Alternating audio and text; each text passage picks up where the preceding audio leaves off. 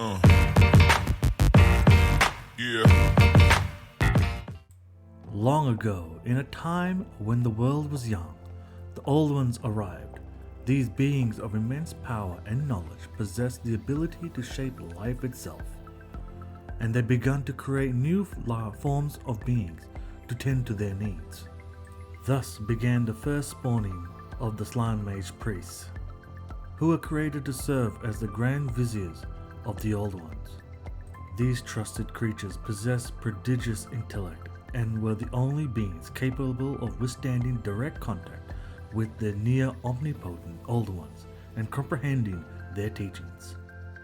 The Slan were guides to the lesser races, whose creations would soon follow, including the first elves, dwarves, and men.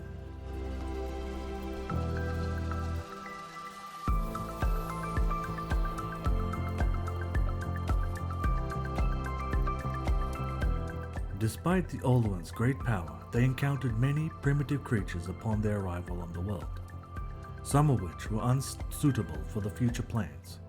As the climate began to warm, the Saurus were created to destroy these anomalies, and soon vast armies marched to eradicate these native races that were needed to be removed.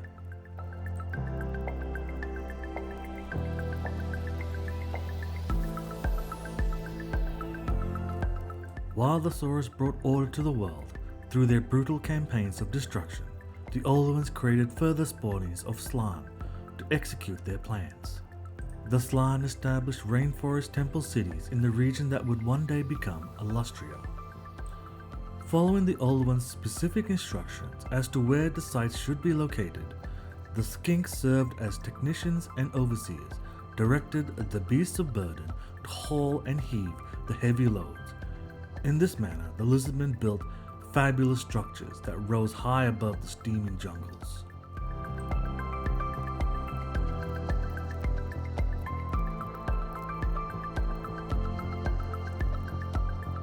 These temple cities and other architectural wonders were purposefully raised to form a vital nexus in the world spanning geomantic web, an interlinked matrix of natural earth energy that encompassed the planet. The Old Ones were able to draw upon these vast reservoirs of energies to manipulate untold devices and enchantments of great power. The Slan Mage priests were also able to tap into the geomantic web, and these energies they could shift continents and further aid the unknowable plans of the Old Ones. As long as each link remained connected, they could be used to telepathically communicate with one another over vast distances. By entering a trance, the Slan Mage priests could transmit pure thought and hold council of communion.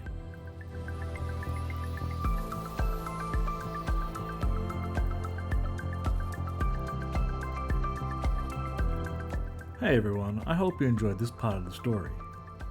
My thoughts so far. I do appreciate seeing that the Old Ones, having such a big job ahead of them, required, say, lesser beings to help them guide the world, or help them create what they needed to create. Creating the first Slan Mages, who in turn created younger Slan Mages to keep the great plan going. I also like how they see the bigger picture. They saw that there were creatures that needed to be dealt with, so they created an army of Saurus to do so. They needed temples and cities to be built, so they created skinks to do so. And it never really specifies, but I'm assuming that they created the stegodons and other such beasts of burden to assist in building these temples and cities.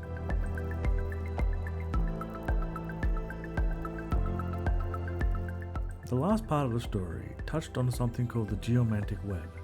It doesn't go into much detail of what it is, so with a bit of research, this is what I understand of what it actually is. It is a network of magic that is found in all things like rocks, waters, and plants.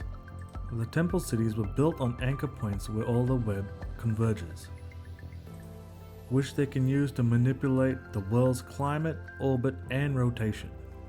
This web needs to stay balanced so the world is stable. The Slan Mage priests can also use it to communicate with one another and the most powerful mages can even send their souls along the web so they can use their magic from far away.